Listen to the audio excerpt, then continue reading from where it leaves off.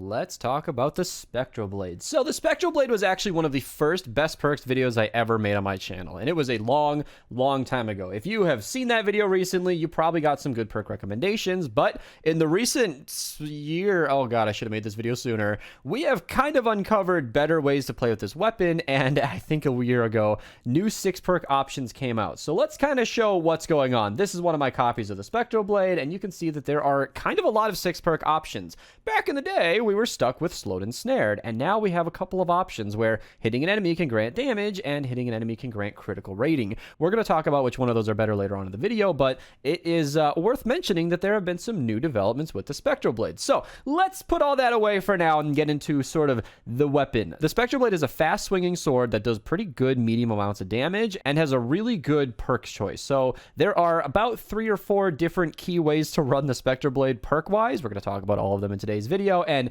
it makes for a powerhouse of a weapon. It is really good damage, really flexible, and has the lunging heavy attack. That is one of the key features of the Spectral Blade, because most melee weapons are limited to kind of, well, the fact that you're in a melee situation where you are not able to run up to an enemy as fast all the time, and it's kind of annoying to deal with that. Well, with the Spectral Blade, you can just lunge towards them, and if you watch plenty of the gameplay, or if I show enough of it in today's video, there were lots of instances where I just lunged at an enemy to complete the kill, and it was really convenient, and I really wouldn't want to use melees without that lunging attack, and that's why the Spectral Blade and the Ravager end up being the 2 melees that people use more than anything else. And that's not even the only reason. When you do the math, you find out that the Spectral Blade is one of the strongest melees in the entire game. It actually pairs up really well against the Storm King's Ravager, and that is kind of a video for another day. Stay tuned for that one. I'll link it down below if I recall. If you're subscribed to the channel, you should see it, or search it up if you're watching this a year from now. It is definitely a topic for another video. But suffice it to say, the Spectral Blade goes toe-to-toe with one of the strongest swords in the entire game. So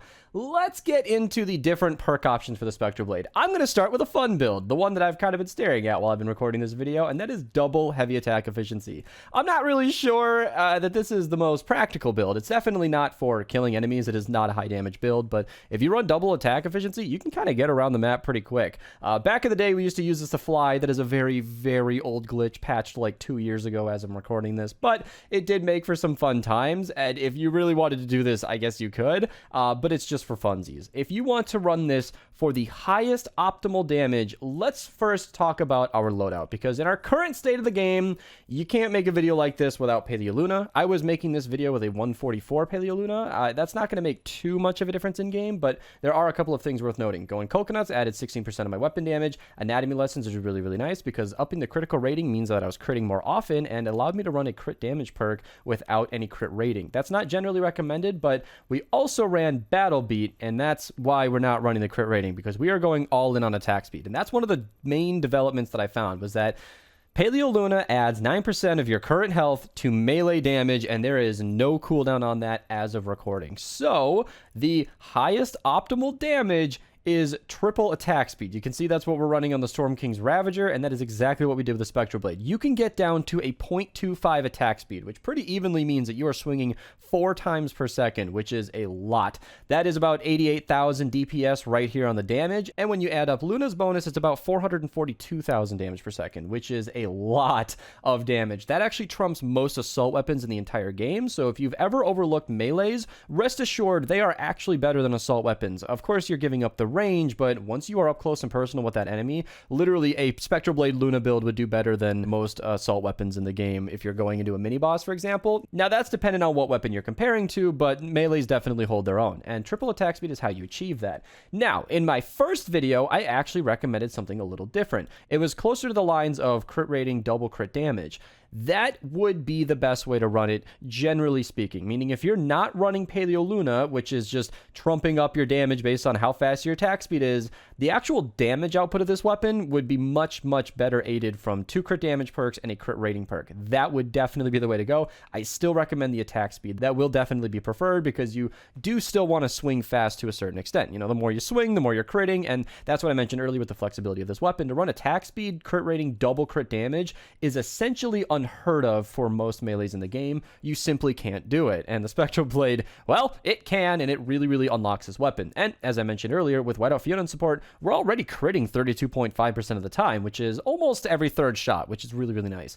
Now, you might have noticed that you can run triple crit damage on this build, and that is definitely recommended if you're running Totally Rockin' Out. If you're running Totally Rockin' Out, your build is going to look a little different, and I'm actually going to build it over here. In fact, we're already using Battle Beat because well, every 10 eliminations, you get that Battle Beat bonus where you're swinging faster, and to swing faster means you're doing more damage from Luna, and it really does work. I generally prefer to run Fumble in support, and that's perfectly fine, but I opted for Anatomy Lessons in my Luna build. This is closer to what I would recommend for a Totally Rockin' Out build. Story and Focus wouldn't make as much sense, and it's really only needed if you're lunging a lot, so at this point, you can kind of pick whatever. There are a lot of options, but I'm going to lean us towards Corrosive Strikes because, well, if you're critting all the time from Totally Rockin' Out anyway, that would be a good build. Now, this is pretty much what I would recommend if you're running Totally Rockin' Out. All that I'm really trying to say here is if you have this team perk activated, triple crit damage on the Spectral Blade would be a monstrous amount of damage. It's tough to calculate the exact damage because that bonus is always fading and it's not going to always be active, but it's definitely something worth considering. So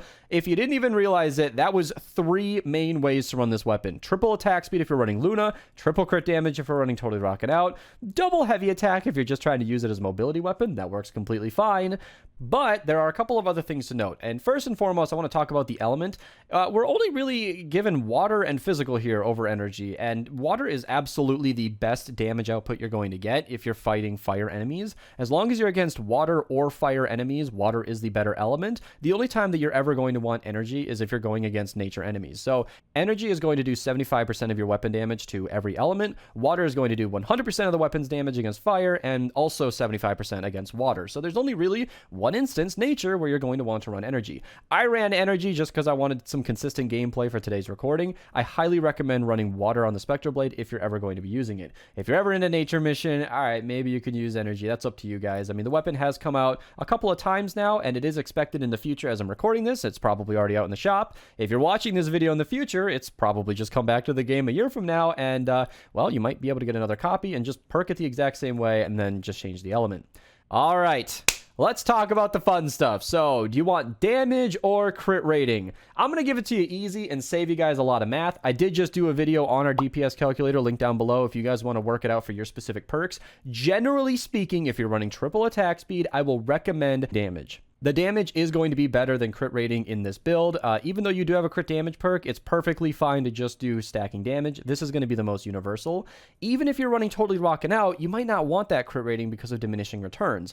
Crit rating doesn't really scale well. I can show a chart on screen here where it just doesn't really play nice. The higher the crit rating gets, the lower the actual bonus is. So in that case, especially, the stacking damage is going to do completely fine. So I recommend that over everything else because it's a lot more universal. However, if you're not using Totally Rockin' Out and you're using like maybe double crit damage, double attack speed, you want a little bit of a hybrid build, perhaps stacking crit rating might work better for you, but I can't personally recommend that build as it's a little more of a hybrid more than a focused damage output build. And then of course there's slowed and snared. I don't recommend using this at all. Okay, yeah, I guess slowing the enemies around you is nice. You get more time to kill them, but we're not talking about a weapon that's going to take very long to kill enemies anyway, and I personally hate the idea of not buffing my damage at all. I will take damage or crit rating over slowed and snared every single time. I did core reperk this copy and I do not regret it one bit. It was definitely a good decision and it made this weapon better overall. So yeah, that just about wraps it up for the Spectral Blade. One of the best melees in the entire game, rivaled only by the Storm King's Ravager. And honestly, it's not even that different. If you guys want to check out that video, I'll put it on an end card as soon as that video's up.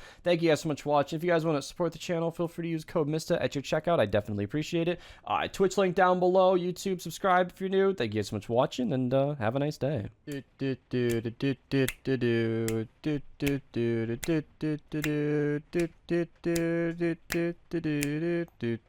And then